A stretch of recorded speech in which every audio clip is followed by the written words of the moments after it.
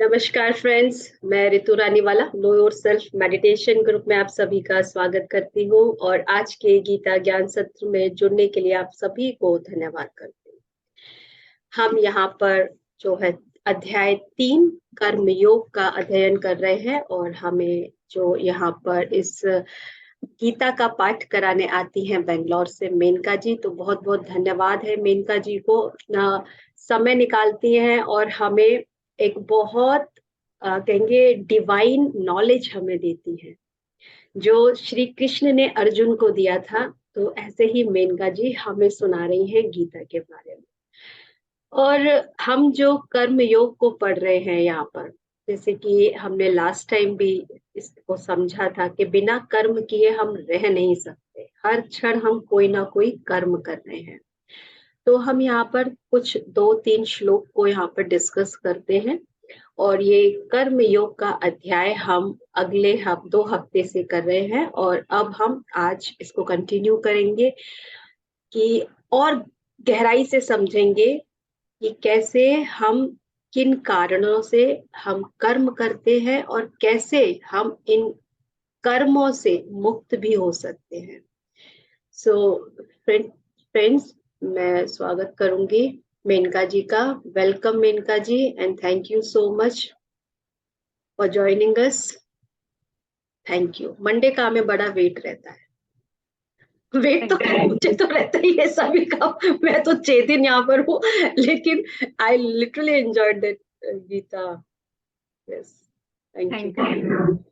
Thank you Ritu ji कि ये इतना सुंदर मौका आपने मुझे दिया इस मंच पे बुला के, इसके लिए आपका बहुत बहुत धन्यवाद। गीता मेरा बहुत ही प्रिय बुक है।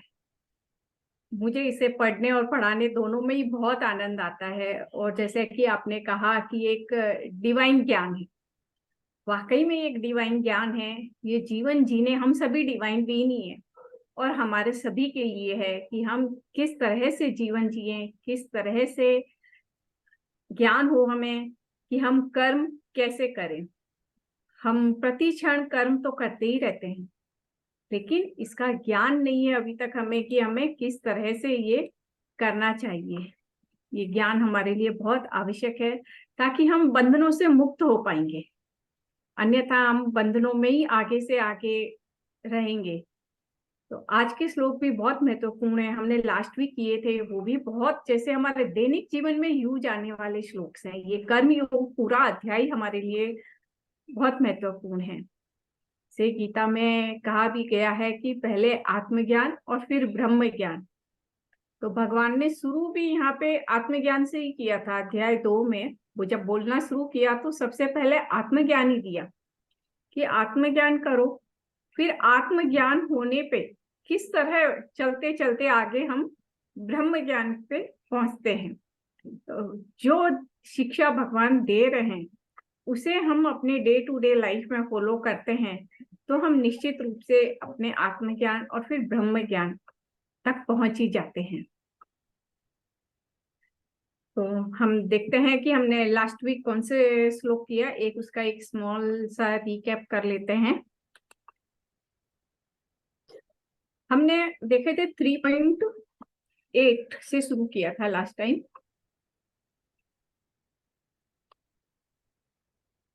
कि नियतं कुरु कर्मत्वं, कि नियति ने जो हमारे लिए कर्म डिसाइड किए हैं वो कर्म हम करें।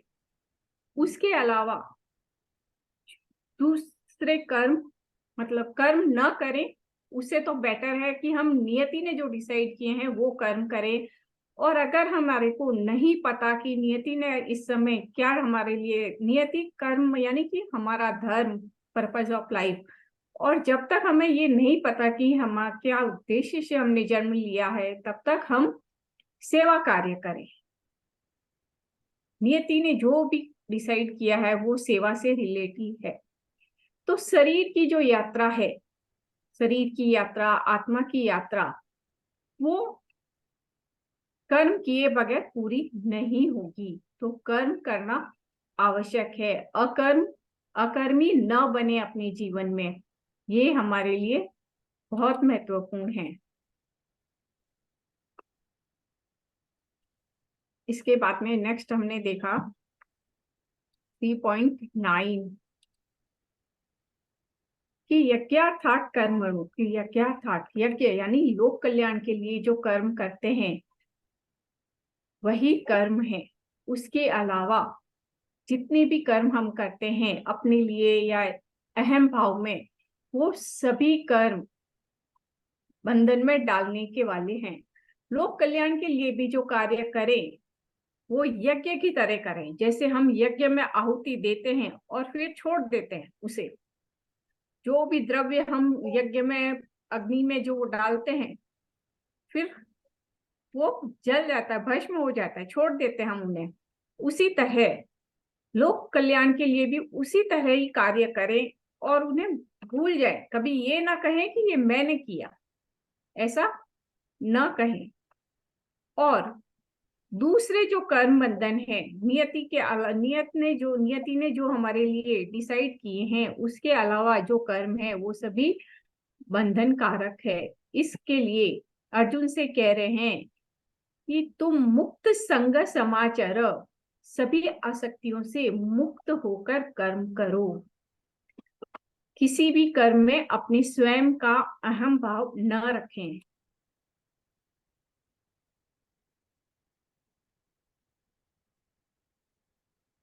इसके बाद में 3.10 कि सह यज्ञ प्रजा सृष्टा, कि प्रजापति ने सभी मनुष्यों को एक यज्ञ सहित यानी कि एक उनका निर्धारित कर्म सहित उन्हें उत्पन्न किया है। सभी के लिए डिवाइन विल सबके लिए एक जैसा ही है, वो कभी चेंज नहीं होता है।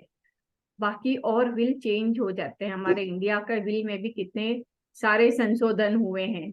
हमारे घरों के जो विल होते हैं, जो नियम होते हैं, वो भी टाइम टू टाइम बदल जाते हैं, परिस्थिति के अनुसार बदल जाते हैं। लेकिन डिवाइन विल कभी भी नहीं बदलता है, वो सबके लिए एक समान ही रहता है। तो जो सृष्टि की रचना आरंभ से हो रही है उसमें भी ये डिवाइन विल के अनुसार ही चलती है कि सबके लिए, ऐसा नहीं है किसी एक के लिए है किसी के लिए नहीं है। सब में वो कैपेसिटी है, सब में वो एक कल्याण करने की कैपेसिटी है कि अपना यज्ञ लोक कल्याण के लिए वो जीवन जिए। बाकी सभी इसके द्वारा ही, जब हम लोक कल्याण के कार्य करते हैं, अनेन प्रसवस् विश्वध्वमेश, कि उसके द्वारा ही हम फलते फूलते हैं और वही हमारे लिए श्रेष्ठ कर है, वही हमें वांछित सुविधाएं प्रदान करती है, काम दुख के समान है। फिर नेक्स्ट है 3.11 कि देवताओं को यज्ञ के द्वारा पोषित करते हैं और देवता हमें फिर से पोषण करते हैं। हम देवताओं के लिए करते हैं और देवता फिर हमारे लिए करते हैं। ये परस्पर भाव अंतस, परस्पर एक दूसरे के लिए एक समान है, लेन देन दोनों ही एक दूसरे के लिए करते हैं और ऐसा ही करना कल्याणकारी होता है। ये उच्च अवस्था को प्राप्त करते हैं जो इस ढंग से अपने डिवाइन विल को फॉलो करते हैं। तो डिवाइन भी उनके लिए जो सुविधाएं हैं वो प्रदान करते हैं और यही परस्पर लेन देन है। और वो ऐसा करने से हर व्यक्ति अपनी उच्चतम अवस्था को प्राप्त करता है। तो डिवाइन विल को फॉलो करना बहुत जरूरी है, अपने स्वयं के लिए कार्य करना जरूरी नहीं है। नेक्स्ट देखते हैं अब आज के श्लोक 3.12। यस, कोई पढ़ना चाहेगा?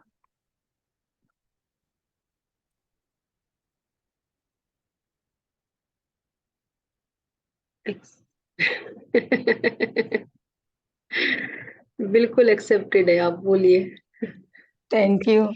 कर्म कीजिए, फल की इच्छा ना करें। Thank you, very nice. इष्टान भोगान ही वो देवा दास्यन्ते यज्ञ भाविता तैर्दत्तान प्रदायेभ्यो यो भुङ्क्ते तेन एव सः। हाँ, thank you Meenu ji. Thank you. कि इष्टान भोगान ही वो देवा, कि जो हमारी आवश्यकता है जीवन की, वो सभी देवा देवता दास्यन्ते देते हैं हमें। क्यों देते हैं? यज्ञ भाविताः, यज्ञ से प्रसन्न होकर। जैसा कि हमने लास्ट श्लोक में भी देखा कि परस्पर एक दूसरे को देते हैं, तो इसमें भी यही आया है। और आगे नेक्स्ट श्लोक, नेक्स्ट लाइन इसका और भी ज्यादा अच्छा है कि जो देवता लोग हैं, यानी कि यहाँ पे हम देवा अपने हायर सेल्फ को ही मान के चलते हैं, वो उसे समझना हमारे लिए बहुत इजी हो जाएगा। और नहीं तो देवा यानी एस्ट्रल मास्टर्स को भी हम देवा ही कहते हैं। तो जो देवता लोग हैं वो हमारे यज्ञ से प्रसन्न होकर हमारी इच्छा, जीवन में जो आवश्यकताएं होती है वो हमें देते हैं। इष्टान यानी वो अपनी इच्छा से देते हैं। इसके लिए हमें इच्छा करने की जरूरत नहीं होती है, वो स्वयं ही जान जाते हैं कि क्या जरूरत है हमें अपने यज्ञ के कार्य के लिए। तैर दत्तान प्रदायेभ्यो, तो उनके द्वारा दिया गया जो प्रसाद बोलेंगे हम इसको, जो हमें वो देते हैं प्रसन्न होके, जब वो जो हमें देते हैं उसे हम एक तरह से प्रसाद की तरह ग्रहण करते हैं।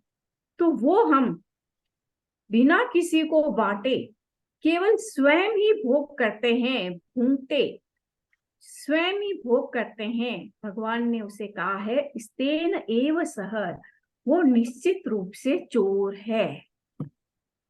तो हम जो यज्ञ करते हैं उसके प्रतिफल जो हमें मिलता है उसे हमें सब में बांट के खाना चाहिए, पाना चाहिए। इसे ऐसे भी समझ सकते हैं कि जो कोई भी आज हम अपने धर्म के अनुसार कार्य कर रहे हैं और उसे हम बाद में कहें कि ये मैंने किया, वो भी एक चोर है। क्या कोई काम मैं कर सकती हूँ? नहीं कर सकते हैं।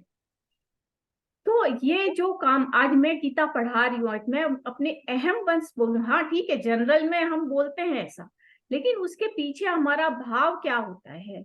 या नॉर्मली हम इंटेंशन में हम एक दूसरे से बात करते हैं तो हम बताते भी है कि हम ये कैसे कर रहे हैं, हमें इसमें करने में कितनी मदद मिल रही है, ये कार्य करने में हमें पीछे से कितनी मदद मिल रही है। अगर हम उसका वर्णन न करें और केवल ये कहें कि हाँ ये मैं कर रही हूँ, तो वो भी एक चोरी है। तो जो हमें जहां से प्राप्त हो रहा है उसका वर्णन हमें अवश्य करना चाहिए। बिना वर्णन किए केवल अहम में रहना वो कर्म बंधन है। हम जहां से भी प्रेरित होते हैं जिस कार्य के लिए, उसे हमेशा धन्यवाद करना चाहिए। हम बहुत बार हमारे एस्ट्रल मास्टर्स हमें कितनी मदद करते हैं हम जानते भी नहीं हैं, तो उसके लिए हमेशा हमें धन्यवाद करना चाहिए। हम न जाने पर हमें ये तो पता है, हम प्रत्यक्ष रूप से भी न जाने लेकिन अप्रत्यक्ष रूप से तो हम जानते हैं, मानते भी हैं कि हमें कौन मदद कर रहा है। तो उसके लिए सदैव धन्यवाद करें, ग्रेटिट्यूड अपनी लाइफ में सदैव रखें। बिना ग्रेटिट्यूड के हम चोर हैं। यहाँ भगवान चोर की संज्ञा जैसे बहुत अलग अलग रूप से दे रहे हैं। हम इसे अलग अलग रूप में समझ सकते हैं, अपने अपने कार्य क्षेत्र में भी हम समझ सकते हैं कि यज्ञ कर्म करते समय हम फल को न देखें। अगर हम प्रतिफल के रूप में जो भी हमें भौतिकता में हमें मिलता है उसे हम सब जगह स्प्रेड करें। चाहे हमें जो ज्ञान मिल रहा है हम ज्ञान स्प्रेड करें, या हमें मनी मिल रहा है और उसे हम रोक लेते हैं अपने पास में, ये तो भगवान ने मुझे दिया है, मेरे मेहनत का प्रतिफल दिया है, तो और उसे हम रोक लेते हैं तो हम चोर हैं। भगवान आपको दे रहा है, आपकी आवश्यकता से अधिक दे रहा है, आपका बैंक बैलेंस बनाने के लिए नहीं दे रहा है। आपको वो बांटने के लिए दे रहे हैं, आप नहीं बांट रहे हो तो आप उसके लिए चोर हो, भगवान की दृष्टि में आप चोर हो। तो इसको हम जैसे वे कहते हैं कि हम इनकम करते हैं, टैक्स देते हैं, और पत्री जी ने तो दशांत का नियम निकाला हुआ है कि दशांत अपना जीवन में देना चाहिए। अगर हम दशांत नहीं देते हैं तो वो भी एक चोर है।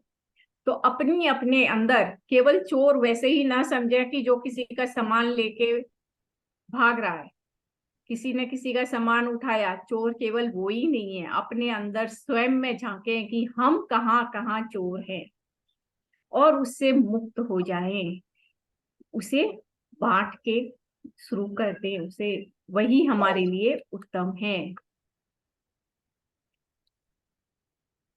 नेक्स्ट देखते हैं 3.30। यस, कोई पढ़ना चाहेगा?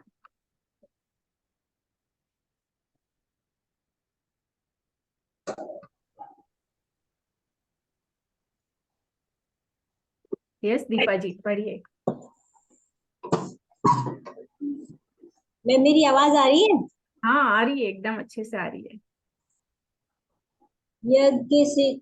यज्ञशिष्टाशिनः सन्तो मुच्यन्ते सर्वकिल्बिषे भुज्यन्ते ते त्वघं पापा ये पच्यन्ते आत्मकारणात्।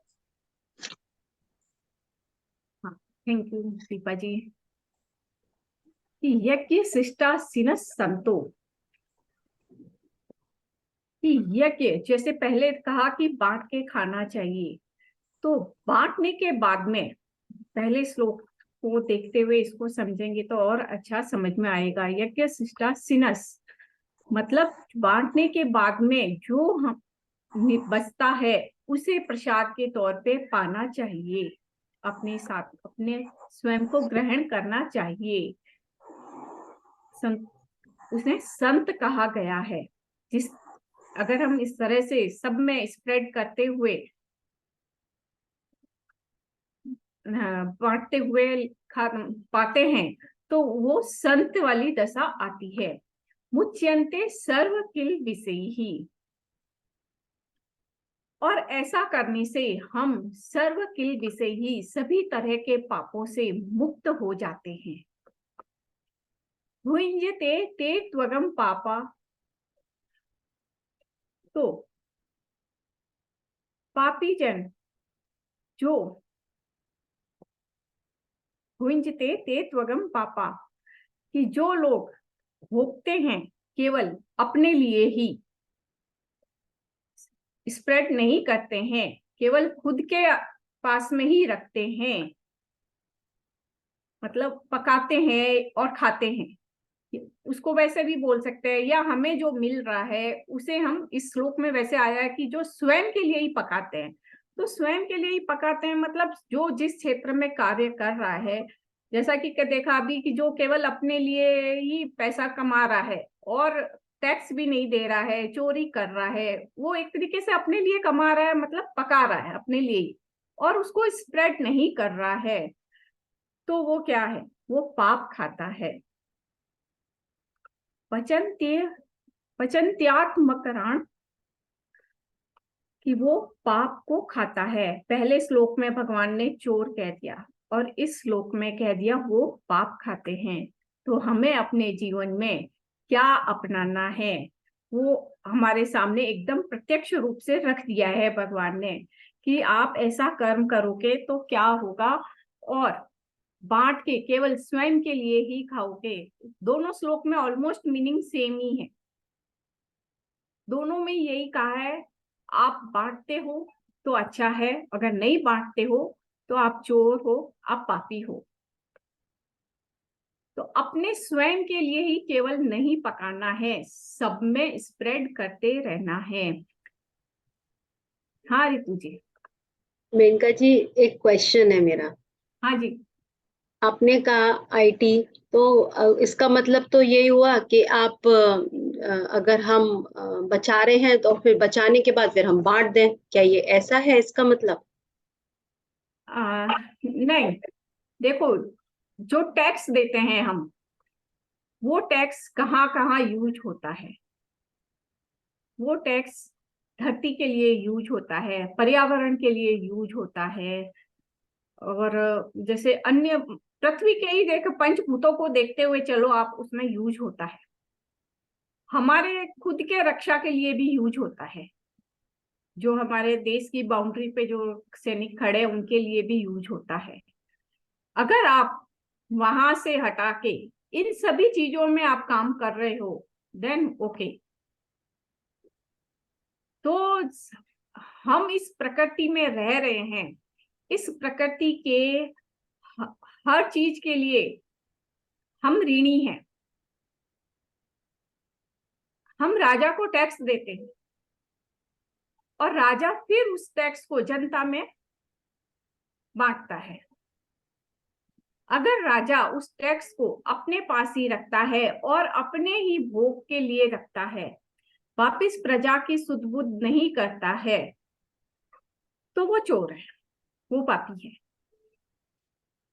जहां देखते हैं कि बहुत बार हमने देखा है राजा लोग, या अभी भी गवर्नमेंट में हम देखते हैं कि जब अतिवृष्टि होती है या अनावृष्टि होती है तो वहां कर मुक्त कर दिया जाता था। उस समय में टैक्स नहीं लिया जाता था। या अभी भी देखते हैं कि जहां ऐसे अतिवृष्टि अनावृष्टि होती है तो वहां एक हेल्प की राशि भी दी जाती है। तो वो कहाँ से आती है? वो हम सभी से जाती है। तो हम उस किसान के भी ऋणी हैं जो हमारे लिए अन्न उत्पन्न करता है। और वो जब अतिवृष्टि या अनावृष्टि या किसी भी रूप में कहीं पे भी होती है तो वो वहां पहुंचता है जहां के हम ऋणी रहते हैं, वो हर जगह पहुंचता है। तो अपना क्षेत्र, जो अपना दायित्व, जो नियम बनाया हुआ है, वहां हमें देना चाहिए।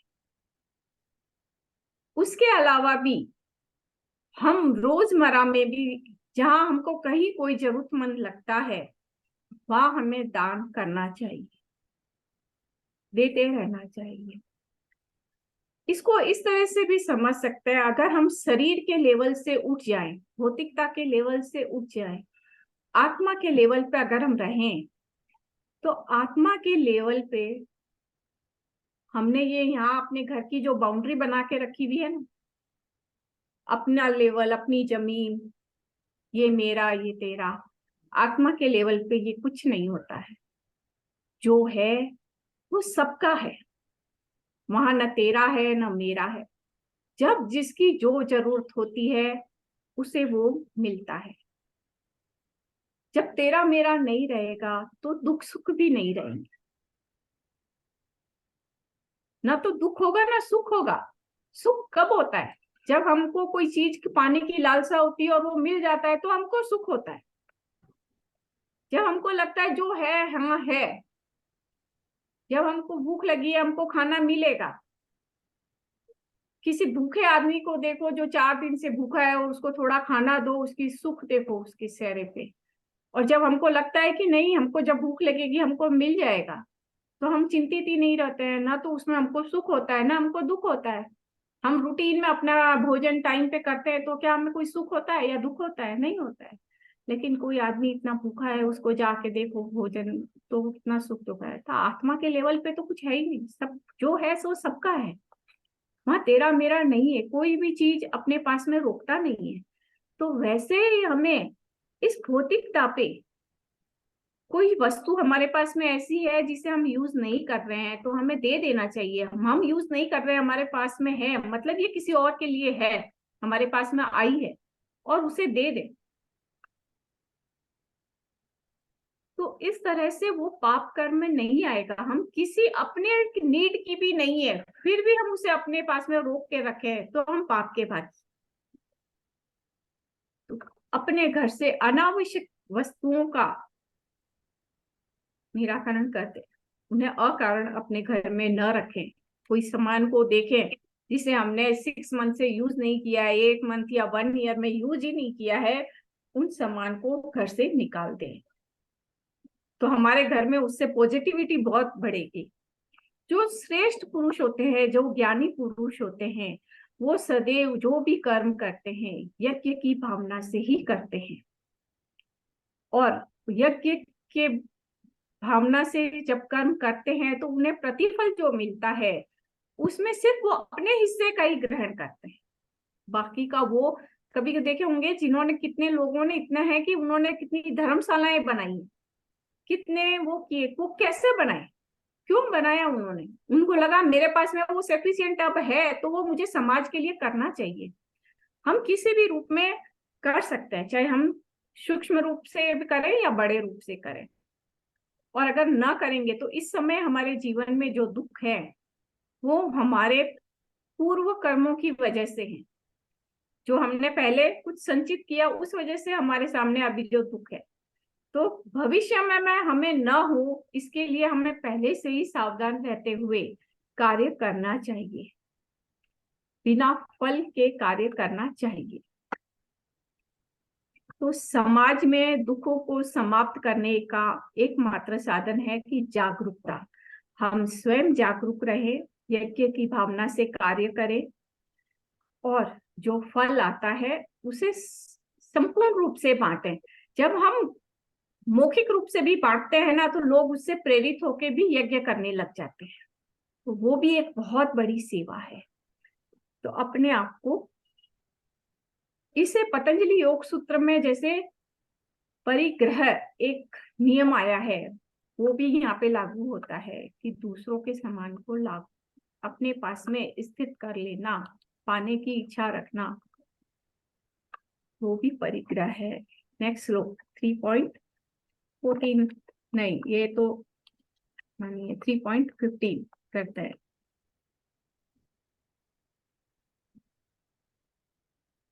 यस,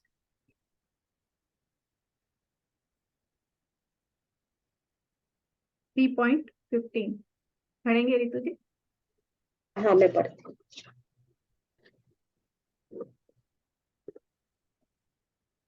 कर्म ब्रह्मोद्वम वेदि ब्रह्माक्षरसमुद्भवम् तस्मात् सर्वगतं ब्रह्म नित्यं यज्ञ प्रतिष्ठितम्। थैंक यू रितु जी, आप बहुत अच्छा पढ़ने लग गए हो। संस्कृत में पढ़ लेती हूँ और थोड़ा सा मुझे वेरी नाइस। कर्म ब्रह्मोद्भवम, कि सभी कर्म ब्रह्म से ही उत्पन्न है। विधि, ये लॉ है, यूनिवर्स का लॉ है ये, कि सभी कर्म ब्रह्म से ही उत्पन्न है। ब्रह्माक्षर समुद्भवम, और ब्रह्म अक्षर है।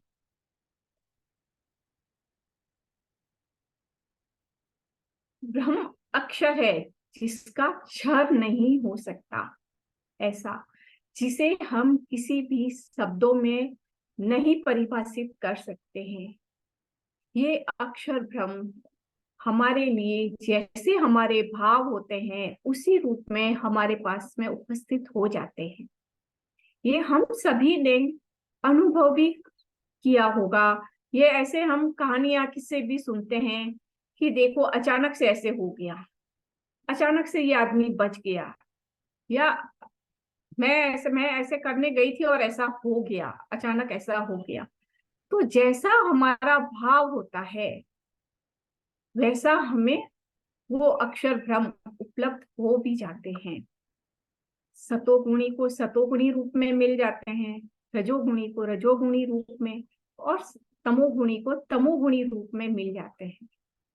तो ये एक लॉ है, यूनिवर्स का लॉ, कि हर कर्म ब्रह्म से ही उत्पन्न। हमें जानना चाहिए जो भी हमारे पास में कर्म आ रहा है यही जानना चाहिए ये ब्रह्म के द्वारा आ रहा है, और उसे उसी रूप में हमें करना भी है। तस्मात् सर्वगतम ब्रह्म नित्यम यज्ञे प्रतिष्ठितम, इसलिए तस्मात्, इसलिए सर्वगतम, सभी जगह जो व्याप्त है ब्रह्म, नित्य सदैव प्रतिष्ठितम विद्यमान है, इसलिए सभी जगह पे हमेशा ब्रह्म विद्यमान है। क्यों विद्यमान है, किस रूप में विद्यमान है? यज्ञ, जो हम लोक कल्याण के कार्य करते हैं उन सभी कार्यों में ब्रह्म स्थित है। तो अगर हम ये जान लेंगे तो हमें वो कार्य करने में कितना आनंद आएगा कि हम जो कार्य कर रहे हैं किसके द्वारा कर रहे हैं? ब्रह्म के द्वारा। ब्रह्म के द्वारा कर रहे हैं। और किसके लिए कर रहे हैं? ब्रह्म के लिए ही करते हैं। हमारे पास में जो कार्य आया है वो ब्रह्म के द्वारा आया है, और जो हम कर रहे हैं वो हम ब्रह्म के लिए ही कर रहे हैं। ये अक्षर ब्रह्म हर जगह उपस्थित है। इसे इस तरह ही जानना और समझना चाहिए। तो ये वही हुआ, यद भावम तद भवति। यस, यत भावम तद भवति। हम जिस भाव से उसको भजेंगे उस भाव में वो उपलब्ध हो जाएंगे। बस हमारा भाव होना चाहिए यज्ञ के लिए। तो जब हम यज्ञ के लिए कार्य करेंगे, उसी में ही हम स्थित रहेंगे, तो हमें जिस भाव में हम उन्हें भजते हैं उसी भाव में वो हमारे साथ में उपस्थित हो जाते हैं। भगवान हर समय, डिवाइन एवरी टाइम हमारे साथ में उपस्थित है, हमारे अंदर ही उपस्थित है। इस भाव को जान लेने के बाद में कर्म करने का दृष्टिकोण ही बदल जाता है, और बदलना भी चाहिए। यही गीता का शिक्षा है। तभी हम इन्हीं गुणों पे चलते चलते अपने आत्मज्ञान तक पहुंच जाते हैं। आत्मा के गुणों को अपना लेना कि वो क्या चाहती है, तो वो स्वयं सामने आ ही जाती है कि हम कौन हैं, मैं कौन हूं, उसका आंसर हमें मिल जाता है। मुझे तो मिला। मुझे भी मिला। Very nice. तो डिवाइन का कर्म डिवाइन के द्वारा करते हुए देखते हैं, समझते हैं, तो हमें अपने जीवन में वो आंसर मिल भी जाता है कि हम कौन हैं। बहुत सुंदर ये श्लोक है।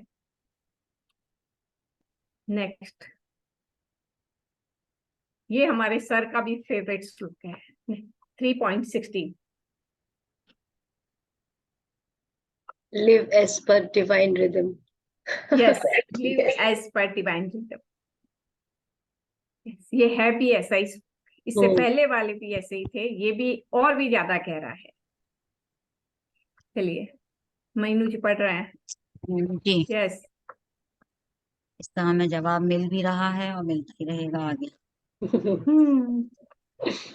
एवं प्रवर्तितं चक्रम न अनुवर्तयेत्यः अघायुरिन्द्रियारामो मोघम पार्थ स जीवति।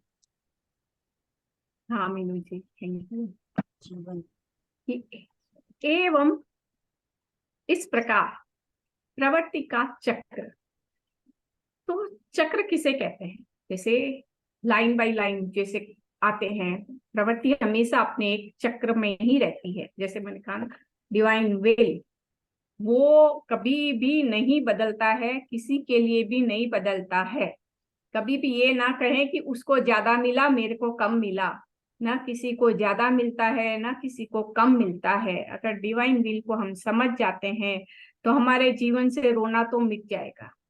हमें हमेशा अपने कर्म के अनुसार ही मिलता है।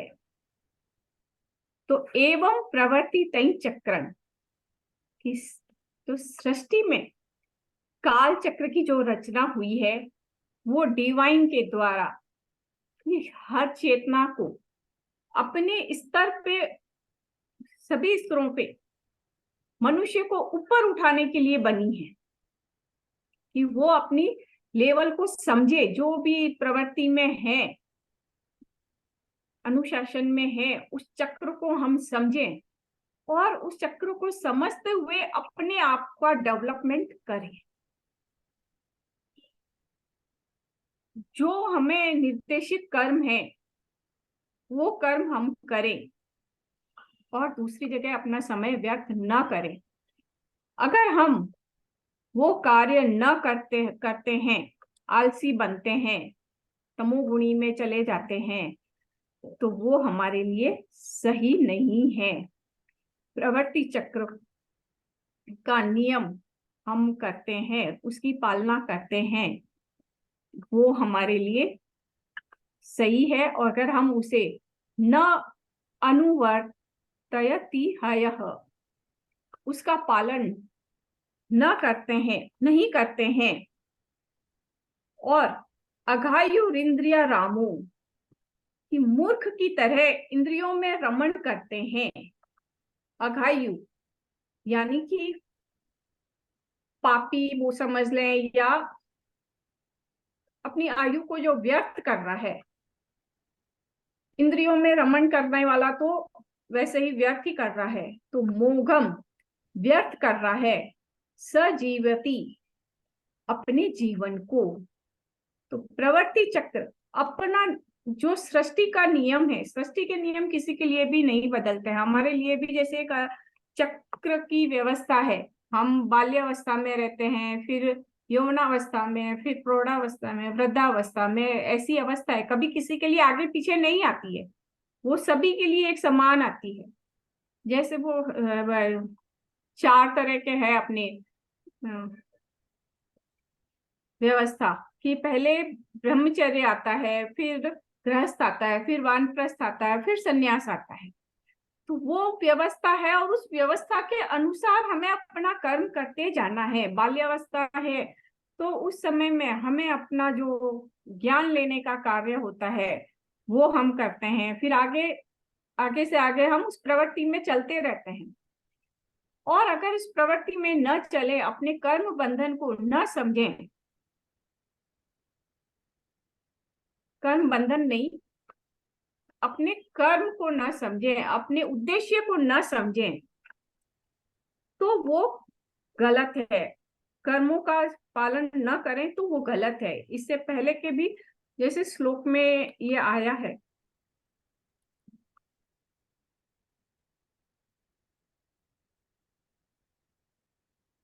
कि हम सभी ब्रह्म से उत्पन्न कार्यों को करें।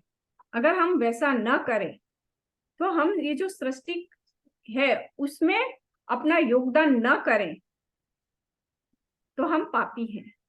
ऐसा भगवान ने पहले भी कहा है कि आप कैसे हो, और अगर हम करते हैं, सृष्टि की पालना करते हैं, तो हम डिवाइन के नजदीक पहुंचते जाते हैं।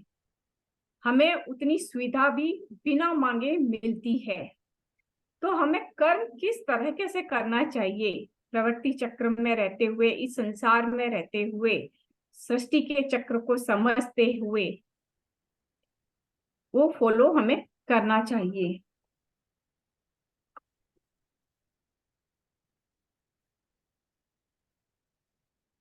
एवं प्रवृत्ति तय चक्रन, प्रवृत्ति का चक्र, इस सृष्टि का चक्र हमारे लिए, इस सृष्टि में एक मनुष्य ही ऐसा है कि वो अपनी इच्छा के अनुसार कर्मों पे चल सकता है।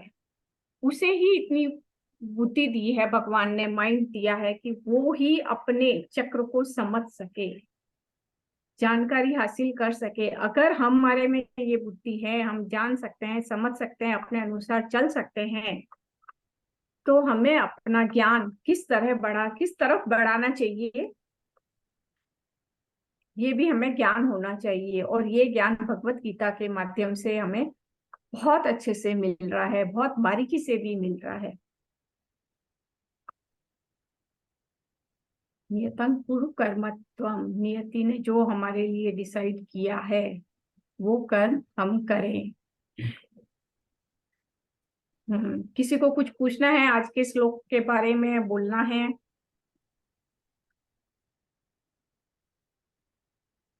फ्रेंड्स, आप लोग अभी तक के श्लोकों में या हम लोग अध्याय 3 जो कर रहे हैं कर्मयोग, इससे रिलेटेड आप कुछ भी बात करना चाहें, पूछना चाहें, अपनी तरफ से कुछ भी शेयर करना चाहें तो प्लीज हैंड रेज कीजिएगा। हाँ, इससे पीछे भी हमने जो श्लोक किए हैं उसके बारे में भी जान सकते हैं। कोई भी आपकी शंका हो तो यहाँ पे समाधान भी होगा। कैसे हमें कृष्ण भगवान बता रहे हैं कि हमें अपने जीवन में कर्मों को, उचित कर्मों को थ्रू अपने कर्तव्यों के द्वारा हम कैसे उचित कर्म करें। तो यदि आप लोगों का कोई क्वेश्चन है तो प्लीज हैंड रेज कीजिए, कोई शेयरिंग है तो हैंड रेज कीजिए। रेखा जी ने अनम्यूट किया है। यस रेखा जी। यस रेखा जी। हम ये बोल रहे थे कि जैसे कर्म करते हैं सबके साथ अच्छी भावना, कभी कहीं स्वार्थ की भावना भी तो आ जाती है ना कोई चीज के लिए, तो कि अरे आगे के लिए भी तो अपने लिए प्रिजर्व करके रखना होगा, देखना होगा, मतलब सब कुछ स्वार्थ की भावना भी कहीं कहीं आ जाती है ना। तो वो सोचे ठीक है जो होगा समय पे अच्छा होगा, भगवान सब कुछ करता संभालेगा, वही वही सब कुछ करेगा, लेकिन फिर कहीं कहीं तो स्वार्थ आ ही जाता है बीच में, मतलब। हाँ, इसे देखिए, इसे स्वार्थ के रूप में मत लीजिए। हम्म। इसे हम अपने भविष्य के लिए रखते हैं, गलत नहीं है, लेकिन एक अमाउंट डिसाइड कर लीजिए कि बस मुझे अपने भविष्य के लिए एक बार बैठ के अच्छे से सोच समझ के वो निर्धारित कर लीजिए आप कि मुझे अपने इतना चाहिए भविष्य के लिए। वो निर्धारित करने के बाद में एक बार डिसाइड कर लिया, उसके बाद में आगे पीछे मत जाना, फिर गए तो वो गलत है। गलत। हाँ, एक बार आपने डिसाइड कर लिया कि मुझे अपने भविष्य के लिए बस नीड की ही रखना, उससे ज्यादा भी मत रखना कि हाँ मुझे मेरी इतनी जरूरत है, उतना आप रख लीजिए। उसके बाद में जो हो रहा है वो आप बांटिए। फिर आप न बांटे तो आप चोर है भगवान की दृष्टि से। भगवान के दिए हुए शब्द ही मैं बोल रही हूँ। भगवान तो कण कण में है, तो वो तो हर समय देख ही रहा है कि हम क्या कर रहे हैं क्या नहीं कर रहे, वो तो बिल्कुल कण कण बिल्कुल। में है एकदम। हाँ, मेनका जी यहाँ पे एक थॉट ये भी है कि अगर आप अकर्म भाव से कर रहे हैं कि अच्छा ये करा भी तुम ही रहे हो, अब मैं चोरी भी कर रहा हूँ तो ये भी तुम ही करा रहे हो, तो क्या हम ऐसा ऐसा थॉट नहीं रख सकते? फिर तो तुम ही हमें करवा रहे हो। जैसे कहते हैं कि आप तो अटैच नहीं है उस चीज से। मैं थोड़ा समझी नहीं, आप थोड़ा और क्लियर कीजिए, किस चीज के रिलेट बोल रहे हो आप? नहीं नहीं, जैसे कि क्वेश्चन सबका उसी से आता है कि हम अपने लिए बचा के रख रहे हैं, हम फ्यूचर प्लान हाँ कर रही हैं, हम इतना इकट्ठा कर रहे हैं। तो क्योंकि आज की जो आप लाइफ लाइफ को देखेंगे तो नीड से ज्यादा तो ग्रीड है। हाँ, वही इसीलिए मैंने बोला हाँ कि आप अपनी नीड के अनुसार रखें, ग्रीड पे न जाएं, भौतिकता पे एकदम भी नहीं जाना। भौतिकता पे जीना ही गलत है। आत्मा के लेवल पे जीना शुरू करो। अपने आप को शरीर पे न जानो, बस शरीर हमारे को एक माध्यम है, इस आत्मा का मंदिर है, बस उसकी देखरेख करनी है, उसे निरोगी नहीं रखना है, उसकी देखभाल अवश्य करनी है उस शरीर की, लेकिन शरीर के लेवल पे नहीं जीना। बस जितनी अपनी नीड है, नीड हमारी कितनी होती है असल में हम देखेंगे तो हमारी नीड बहुत कम है। हम सिर्फ दिखावे के लिए इतना करते हैं, जितना हमें बांटना चाहिए वो हम सिर्फ अपने दिखावे के लिए स्पेंड करते हैं, वो गलत है। यस। रेखा जी, और कोई प्रश्न है आपका? वो हैंड रेज कैंसिल कर रही थी, मतलब हटा रही अच्छा थी, अच्छा, तो okay okay, thank you so much. Yes Deepa ji. मुझे ये 15 श्लोक नहीं समझ में आया बिल्कुल। 15 नंबर। कर्म ब्रह्मोद, हाँ। हाँ कर्म, हाँ, देखो ये सभी कर्म जो है वो ब्रह्म से ही उत्पन्न है। आप ये समझो कि आज आपके पास में ये गीता पढ़ने का बुक आया है, वो ब्रह्म के द्वारा ही आया है, और आपको इसे ब्रह्म के लिए ही पढ़ना है। आप स्वयं को ब्रह्म ही समझे। कि आपको ये अंदर बैठी आत्मा का ज्ञान पाने के लिए ये बुक आई है आपके पास में, आप बस इसी भाव से ये कर रहे हैं कि जो भी हो रहा है वो ब्रह्म के द्वारा आपके पास में आया है और आपको ब्रह्म के लिए ही करना है। इसमें आपका अपना कोई रोल नहीं है। आज ये रितु जी ये सेशन चला रहे हैं, ये प्लेटफॉर्म चला रहे हैं, ये उनको डिवाइन के द्वारा आया है और ये बाकी सभी डिवाइन के लिए कर रही हैं। इसमें इनका कोई रोल नहीं है ना। मैं ये गीता यहाँ पढ़ा रही हूँ तो ये ज्ञान भी मेरे को वहां से आया है और यहाँ जितनी भी डिवाइन बैठे हैं उनके लिए आया है। मतलब हम लोग तो कर्म कर रहे हैं, बट हम माध्यम है, हमारे द्वारा हो रहा है, हम नहीं कर रहे हैं। हाँ, इस हम श्लोक को माध्यम है, लेकिन हाँ, हर श्लोक को अपने ऊपर ऐसे लेके समझेंगे ना तो हमारे लिए बहुत आसान हो जाता है समझना। ये मेरे को डिवाइन के लिए आया है कि आपको गीता पढ़ानी है, आया मेरे को, उन्होंने ज्ञान भी दिया और डिवाइन के लिए करना है। यहाँ जितने भी बैठते हैं पर सुनने के लिए वो सभी डिवाइन ही है ना, तो बस उनके लिए कर रही हूँ मैं और मैं माध्यम हूँ। ये इस श्लोक का मेन मीनिंग है। जैसे हम किसी को किसी उसमें आप जाके हम कुछ डोनेट कर रहे हैं तो हम ये ना सोचे कि ये हम कर रहे हैं, हम सिर्फ एक माध्यम है और उस डिवाइन के द्वारा, उस डिवाइन विल से हमसे कराया जा रहा है कि उस नीडी तक हम पहुंच जाएं। यस, वी आर जस्ट एक चैनल। बिल्कुल। यस, हम ध्यान के द्वारा पहुंच सकते हैं, हम किसी को ज्ञान दे के पहुंच सकते हैं। बहुत से लोगों को देखे होंगे, कुछ लोग गाय की सेवा करते हैं, कुछ लोग ओल्ड आश्रम में जाके करते हैं, कुछ लोग चाइल्ड जैसे छोटे बच्चे होते हैं वहां जाके करते हैं, कुछ लोग दिव्यांग की करते हैं। तो सबको अपनी अपनी एक खुशी मिलती है वहां करने में। शायद उनको अपना पर्पज ऑफ लाइफ नहीं मालूम, लेकिन उनकी आत्मा को तो मालूम है ना, उनको वहां खुशी मिलती है, वो संतोष मिलता है, शांति मिलती है और वो जाके करते हैं वहां पे, बिना किसी स्वार्थ के करते हैं। तो वो भी है कि वो ब्रह्म के लिए करते हैं, ब्रह्म के द्वारा करते हैं। हम लोग जरिया बनते हैं सिर्फ। यस, हम जरिया बनते हैं, बस इतना ही है। हम सिर्फ जरिया है, माध्यम है। माध्यम है। मीनू जी, थैंक यू जी। आप समझा रहे हैं मुझे एक थोड़ा सा माइन्यूट, वैसे तो मैं समझ रही हूँ कि जो भी है हम उनकी डिवाइन विल से कर रहे हैं और इंट्यूशन आते हैं, हम इंट्यूशन से कर रहे हैं, लेकिन हम कैसे डिफरेंस माने कि वो हमारा मन बोल रहा है या हमारा डिवाइन विल? ये डिवाइन हमेशा, हाँ, डिवाइन सिर्फ एक ही बार आपको गाइड करेगा, बार बार नहीं बोलेगा। अगर कोई चीज आपके मन में बार बार वैसे वो रिपीट हो रही है तो वो मन बोल रहा है आपका। कई बार तो पता ही नहीं होता है कि हम शुरू से ही मन बोलने लगता है, बाद में आता है डिवाइन विल, ऐसा भी होता है। तो हम कैसे डिफरेंशिएट करें?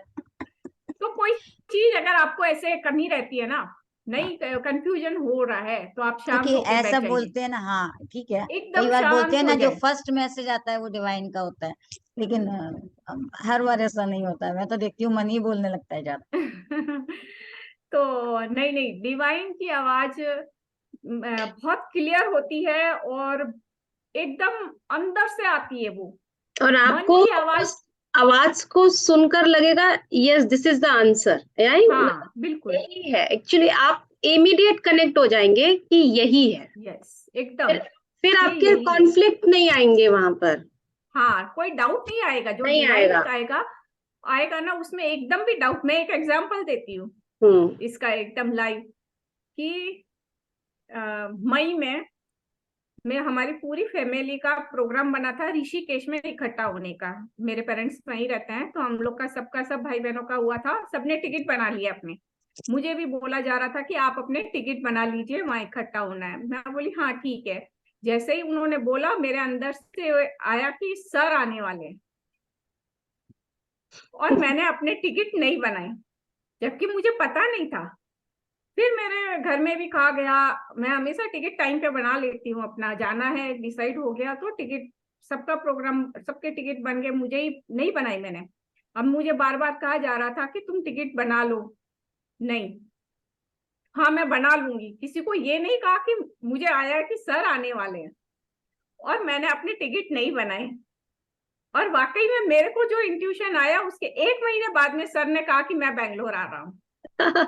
और वो सेम पीरियड था, अगर मैं टिकट बना लेती तो मैं कितना दुविधा में हो जाती कि मुझे वहां पे भी जाना, फ्लाइट के टिकट की सब वेस्ट चले जाते, नहीं जाती तो, और जाती तो मैं मतलब एक बहुत बड़ी, तो आत्मा हमें हमेशा दुविधा से निकाल देती है। कि मुझे बड़ा वो हुआ कि इस ढंग से बहुत जगह इंट्यूशन आ जाएगा, आपको एकदम से आ जाएगा और आप वो चीज करोगे भी नहीं, कुछ करते करते भी आएगा ना तो आप उसको छोड़ दोगे। हाँ, हमारे एकदम साथ होता क्लियर है होगा, ऐसा। उसमें कोई डाउट नहीं होएगा, फिर उसमें मन भी नहीं बोलता है। एक्चुअली मन जो डाउट के लिए क्रिएट कर देता है, अच्छा ऐसा करूंगी तो क्या रिजल्ट आएगा, क्या ये सही होगा, तो आपका मन है। आप जब रिजल्ट को देख रहे हैं तो मन है, लेकिन अगर आप फ्लो में हैं वो आपका मन नहीं है, फिर वो आपकी इंट्यूशन है। अगर आपने सरेंडर कर दिया और आप फ्लो में है उस डिवाइन विल के, तो वो आपकी इंट्यूशन, फिर आपको चिंता ही नहीं है किसी भी चीज।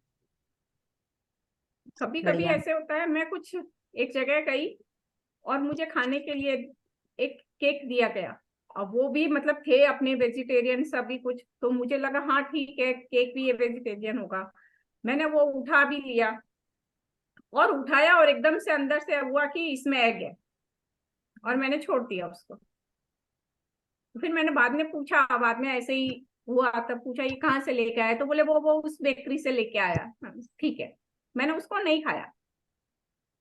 तो इंट्यूशन एकदम क्लियर होगा और आपको वो करने भी नहीं देगा। आप जितने उसके नजदीक पहुंचते जाओगे ना, अपने अंदर में फॉलो करते बहुत जाओगे क्लियर ना, हो जाएगा, आपको और और क्लियर। क्लियर होता जाएगा, और छोटी छोटी चीजों में आपको आ जाएगा कि आप क्या कर रहे हो, आपको ये नहीं करना चाहिए, छोड़ दो इमीडिएटली। मैं किसी से फोन पे भी बात करती रहती हूँ और हो जाता है कि नहीं बात करनी, और मैं इमीडिएटली कट भी कर देती हूँ। फिर ये तो हम लोग अपने, हमें तो कई कई बार होते ही हैं, दिन में भी होते हाँ रहते हैं।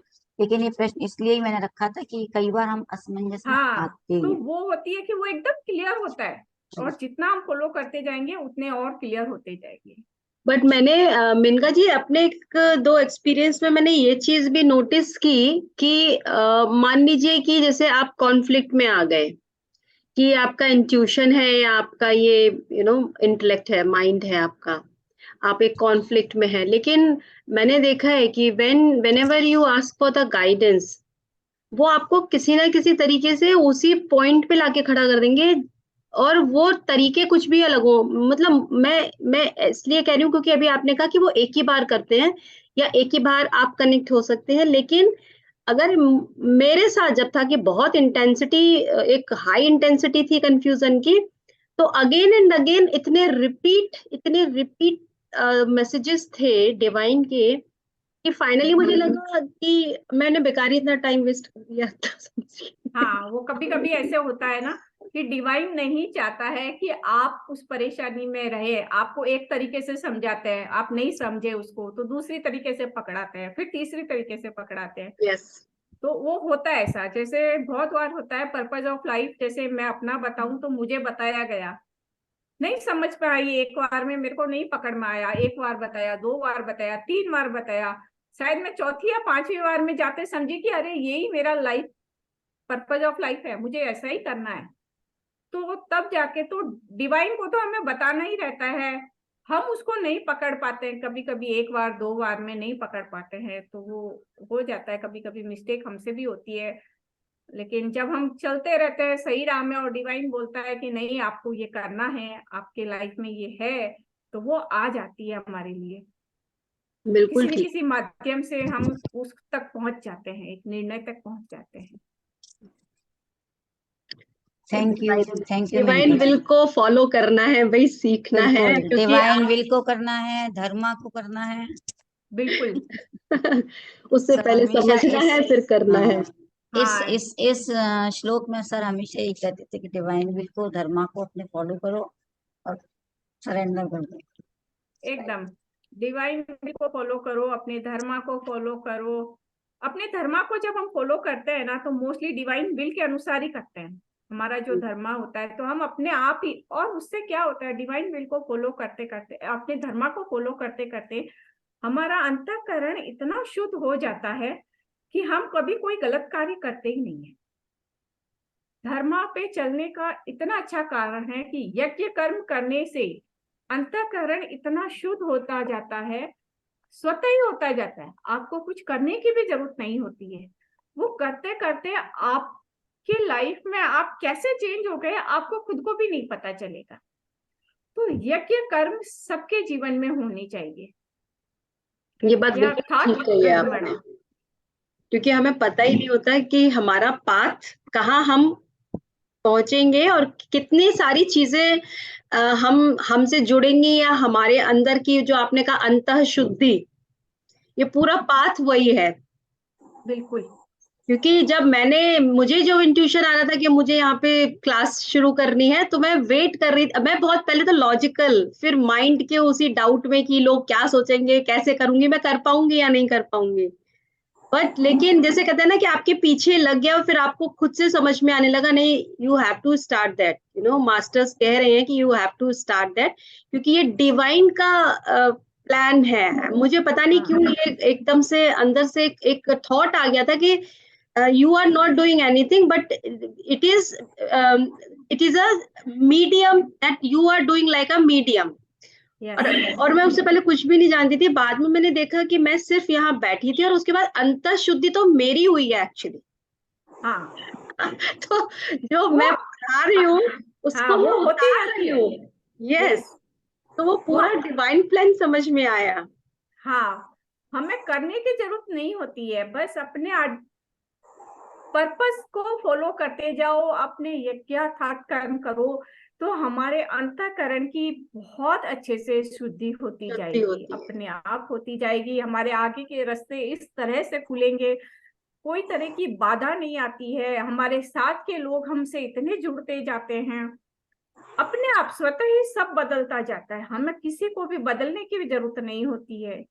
बहुत लाइफ में इतनी हैप्पीनेस और इतनी हार्मनी रिलेशनशिप्स में फील होती है, जो पहले इतने कॉन्फ्लिक्ट्स, डाउट्स और क्या क्या चीजें माइंड में चलती थी, अब इतना पीस ऑफ माइंड होता है कि वो दूसरा थॉट आता ही नहीं है, सेकंड थॉट तो आता ही नहीं है। बिल्कुल बिल्कुल बिल्कुल बिल्कुल। तो यही मतलब क्लैरिटी आ जाती है लाइफ में कि बहुत सिंपल है। लोग पता नहीं क्योंकि अभी तक उस चीज को समझे नहीं है, तो अपना अपना पाथ है, अपना अपना टाइम है, but it's very simple and very. लेकिन इसको समझ लो कि अगर आज हमारे जीवन में किसी तरह का दुख है तो हमारे पिछले किए हुए कर्मों का ही है, और अभी जो हम कर रहे हैं वो हम अपने भविष्य के लिए कर रहे हैं, हम किसी और के लिए नहीं कर रहे हैं। हम अपना ही भविष्य अपन खुद ही बना रहे हैं। ये भविष्य हमारा इसी जन्म में भी हो सकता है, हमारे अगले जन्म में भी हो सकता है। तो अपना भविष्य, अपना जन्म सुधारने के लिए अभी से ही शुरू हो जाए। अपने जैसे भगवत गीता में कहा गया है, पापी ना बने, चोरी ना करें, नियत कर्म करें और यज्ञार्थात कर्म करें। बहुत सुंदर, बहुत बढ़िया। Thank you Maneka ji, thank you so much. Thank you, thank you. तो फ्रेंड्स, मेनका जी से यदि आप और कुछ शेयर करना चाहें तो आप प्लीज हैंड रेज कीजिएगा, और उसके बाद हम ध्यान के लिए शुरू करेंगे। वो भी शेयर करें जिसको कोई बात अच्छी लगी हो, जो अपन को अपनी लाइफ में इंक्रीज करनी है, वो भी जरूर शेयर करें। यहाँ पे पत्री सर ने जो कहा है, आपने जितना सीखा उतना सिखाइए, क्योंकि ये मैंने अपने अनुभव से सीखा कि जब हम कोई भी चीज सिखाने जाते हैं तो सबसे पहले तो आपकी कॉन्शियसनेस ये कहती है कि आप गलत नहीं सिखाएंगे जब तक कि आपने उसको जीवन में सीखा और उतारा नहीं। बिल्कुल। तो आप जब सिखाने जाते हैं तो सिखाते सिखाते खुद भी सीखते हैं। यस। तो ये बहुत हेल्पफुल होता है हमारी लाइफ के ट्रांसफॉर्मेशन के लिए। और पत्री सर ने जो ये कहा कि जितना भी सीखा आपने उतना ही सिखा दीजिए, चाहे कुछ भी आता है वो सिखा दीजिए। बिल्कुल बिल्कुल। ये भी आप एक कर्म को कल्टीवेट कर रहे हैं, गुड कर्मा को, जितना है उतना बांट दीजिए। बिल्कुल। तो फ्रेंड्स, आप लोग कुछ शेयर करना चाहें तो प्लीज जरूर कीजिएगा। क्या अच्छा लगा आपको आज इतने डिस्कशन से? आज का कौन सा श्लोक है जो आपको काफी अच्छा भी लगा और आपको लगता है आप उससे कनेक्ट होते हैं, तो प्लीज शेयर कीजिएगा।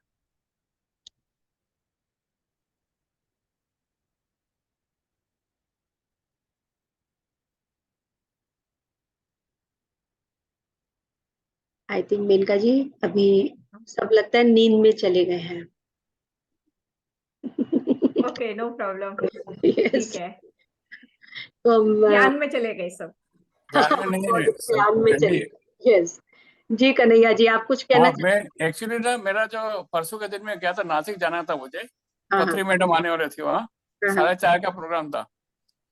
तो ध्यान में था, जैसे आप बोले ना, मैं करना चाहिए कर्म करना चाहिए। मैं टिकट निकाल लिया, रिटर्न टिकट भी निकाल लिया वहां से। सिर्फ तकलीफ क्या थी कि वहां मेरा खाना मिलेगा कि नहीं मिलेगा रात को 9 बजे। तो मैंने एक मैडम को फोन लगाया, बोले वहां पे आप पार्सल देंगे? मेरा पार्सल देंगे, हम लोग का तो ट्रेन रहती है रात को। तो उन्होंने ना खाली हमारे बोलने से वहाँ खाने का अरेंज करवा दिया, पूरा अरेंजमेंट करवा दिया हॉल में। और लकीली मुझे टिकट मिली। टिकट मिलने के बाद ट्रेन से उतरा हूँ, सीधा रिक्शा भी सामने से आई।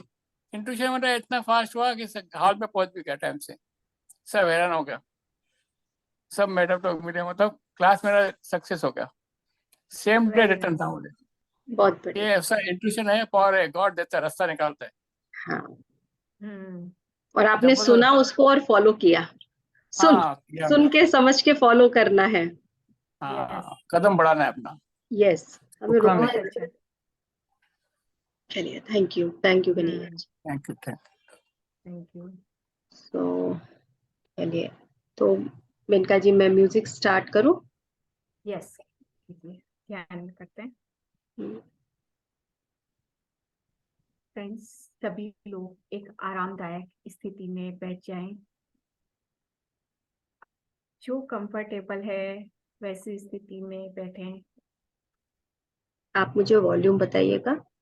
हाँ,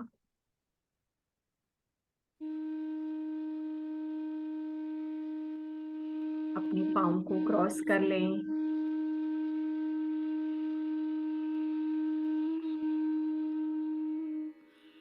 इज इट ओके? हाँ, अपने हाथों को लॉक कर लें, फिंगर्स को इस तरह से लॉक करें। हमें ध्यान की यात्रा में चश्मे की आवश्यकता नहीं होती है। ये हमारे अपने अंदर की यात्रा है। और अपनी आंखों को कोमलता से बंद करते हुए बैठ जाएं।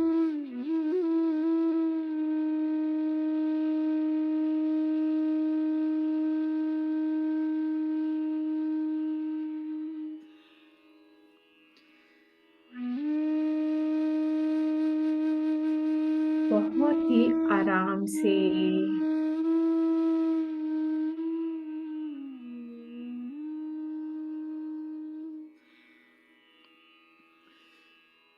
अपनी आती और जाती श्वासों को देखते रहें। अपने पूरे शरीर को रिलैक्स करें।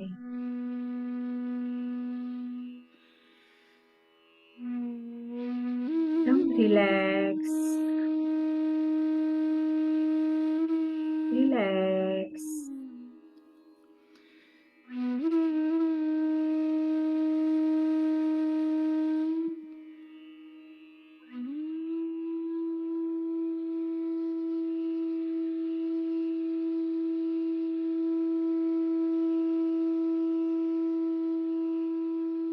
रिलैक्स और शांत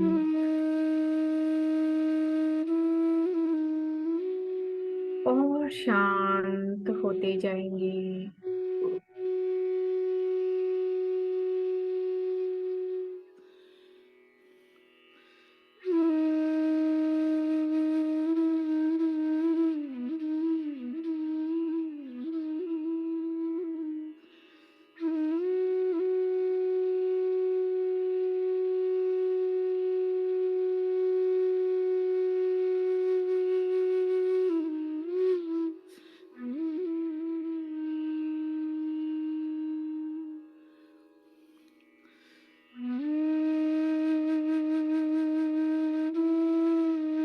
सांसों के साथ अपनी गहराई में उतरते जाएं।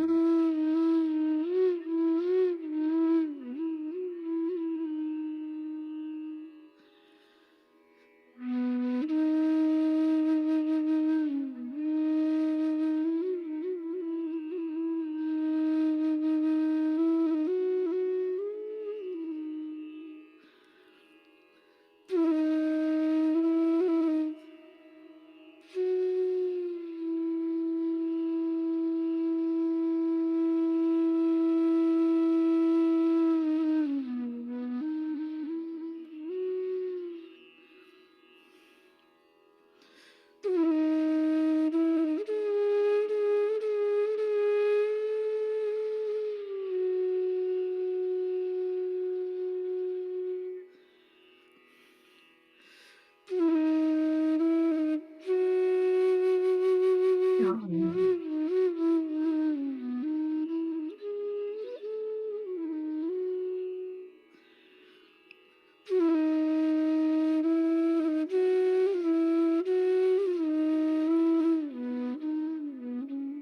मैं स्वयं को जानूं। हमारा ध्यान का उद्देश्य स्वयं को जानने का है।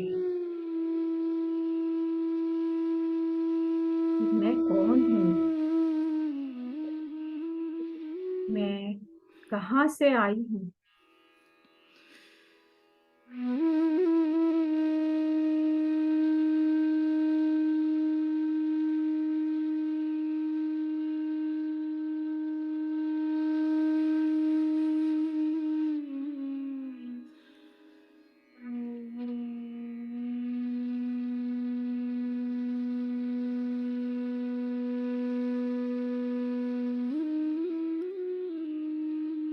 मैं क्यों आई हूँ? हमारा उद्देश्य भी हमारे लिए बहुत महत्वपूर्ण है।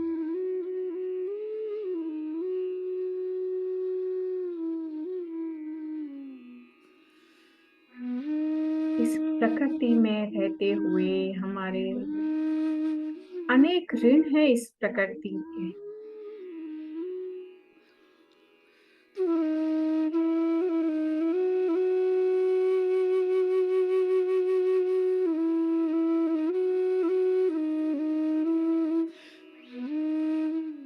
उन ऋणों से मुक्त होने का एक ही उपाय है,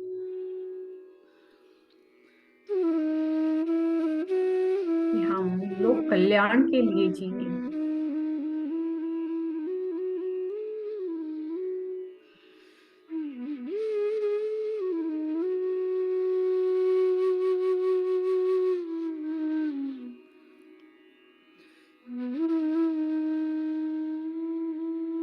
सृष्टिकर्ता ने हम सभी को ये क्षमता दी है।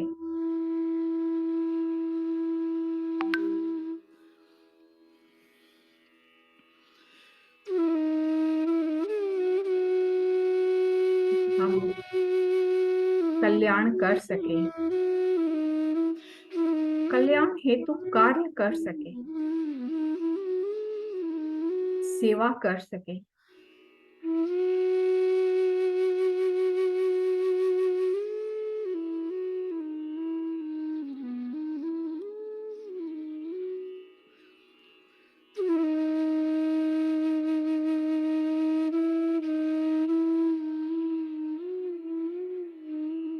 अपने आप को सेवा के लिए कहीं भी रोके नहीं, कोई किंतु नहीं, कोई परंतु नहीं।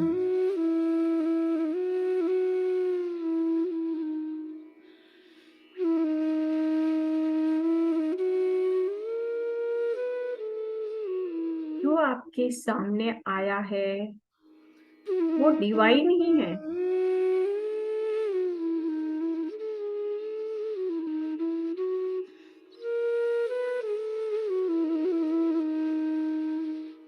और जिसके द्वारा करना है वो भी डिवाइन ही है।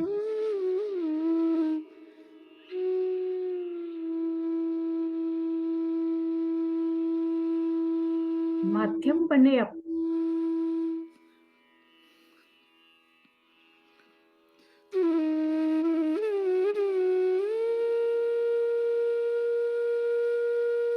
इस प्रवृत्ति चक्र में कोई भी कार्य डिवाइन का रुकेगा नहीं। अगर आप अपने आप को माध्यम नहीं बनाएंगे तो डिवाइन किसी और को माध्यम बना के करेगा। ये सृष्टि तो चलती ही रहेगी। सदैव अपने आप को माध्यम के लिए तैयार रखें।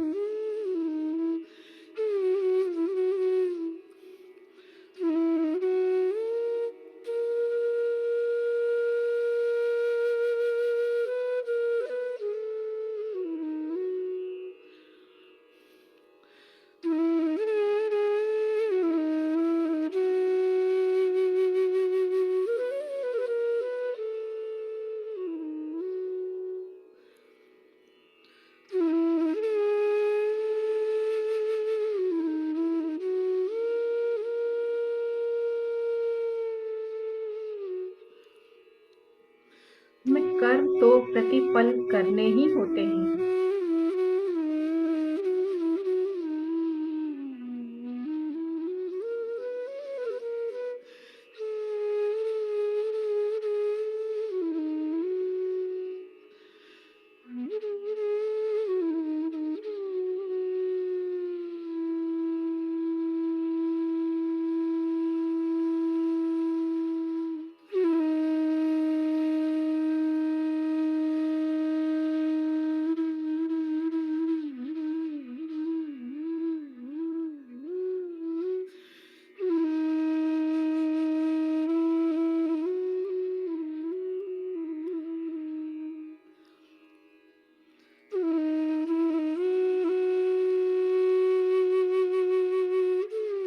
कर्मों को करने के पीछे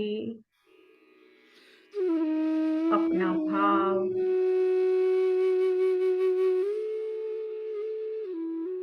शुद्ध रखें।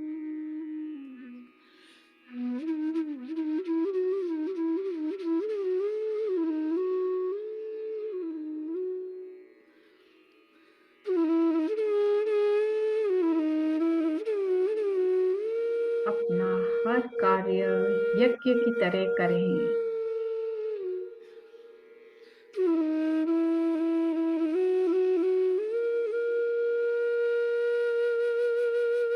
भूल जाए कार्य करके।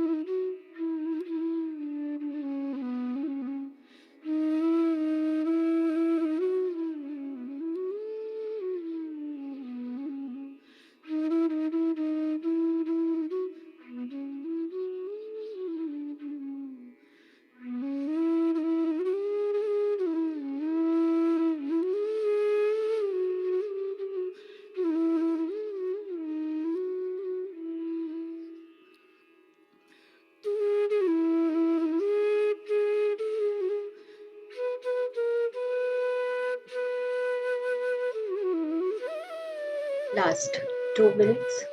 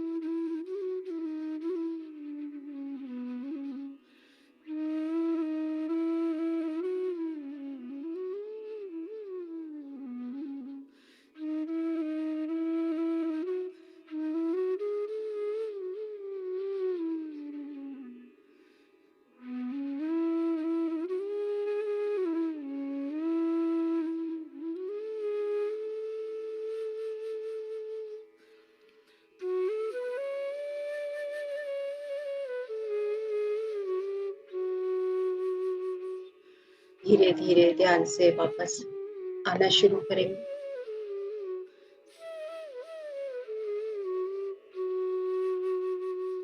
लास्ट 30 सेकेंड्स अपने शरीर में थोड़ा हिलाएंगे डुलाएंगे, हाथ पैरों को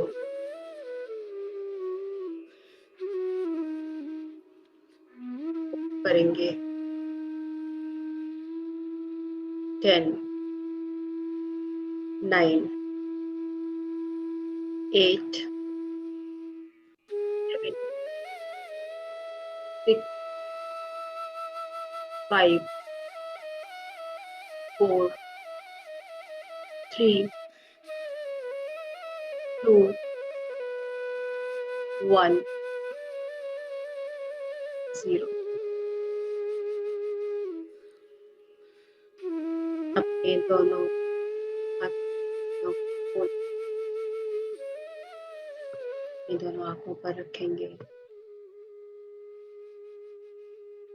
5 4 3 2 1 0। दोनों हाथों को अपने हृदय पर रखेंगे और अपने हार्ट चक्रा से अपने आप को ढेर सारा प्यार। सभी को अपने आप से प्यार करना सीखना है। अपने होने का अर्थ समझना है और ये बिल्कुल भी स्वार्थ नहीं है। अपने आप से प्यार करना सीखना है। इसलिए सबसे पहले अपने आप को प्यार दीजिए। अपने आप को थैंक यू बोलिए। अपनी बॉडी को थैंक यू बोलिए।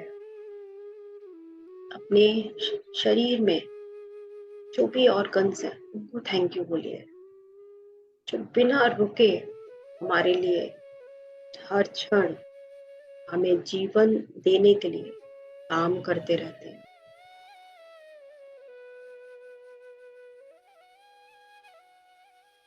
आप अपने हार्ट से अपने परिवार के सभी लोगों को प्यार दीजिए। दिल से उन्हें स्वीकार कीजिए।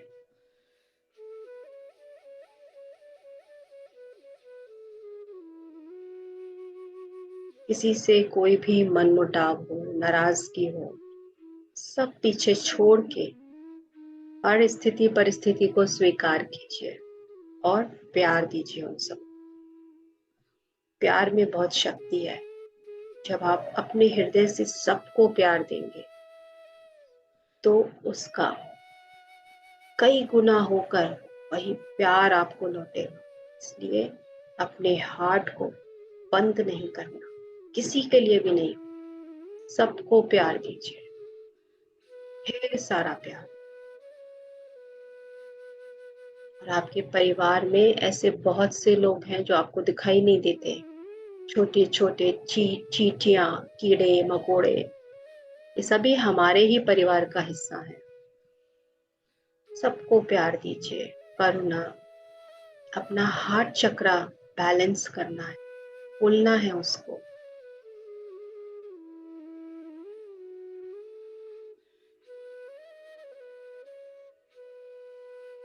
यही प्यार थोड़ा और बाहर, अपने घर के बाहर जो भी दिखे सबको प्यार, ब्लेसिंग्स, स्माइल, गुड वाइब्स, अपनी वाइब्रेशंस उनको दीजिए। सिर्फ महसूस करके अपने आप वाइब्स भेज सकते हैं किसी को भी, एनर्जी के फॉर्म में। और यही वाइब्रेशन आप पूरे ब्रह्मांड में भेज दीजिए, सबके लिए।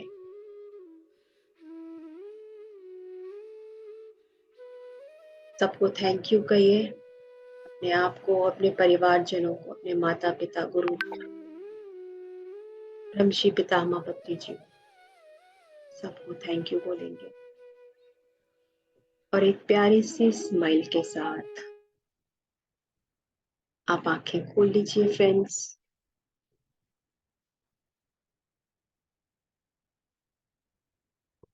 और आंखें खोलने के बाद आप पानी पी लीजिए, पानी को भी ब्लेस करके थैंक यू बोल के पीजिए, ताकि आपके अंदर हमेशा वो प्यार वाली एनर्जी, पॉजिटिव वाइब्स पानी के रूप में आपके शरीर में हमेशा फ्लो करती रहे। सो सब लोगों का बहुत बहुत धन्यवाद, थैंक यू सो मच आप लोगों का आज ध्यान में जुड़ने के लिए, ज्ञान में जुड़ने के लिए। तो चलिए अब हम कल फिर मिलते हैं अपने नए सत्र के लिए। सोमवार को हम गीता ज्ञान में मिलेंगे। प्रीति जी कुछ कहना चाहती हैं?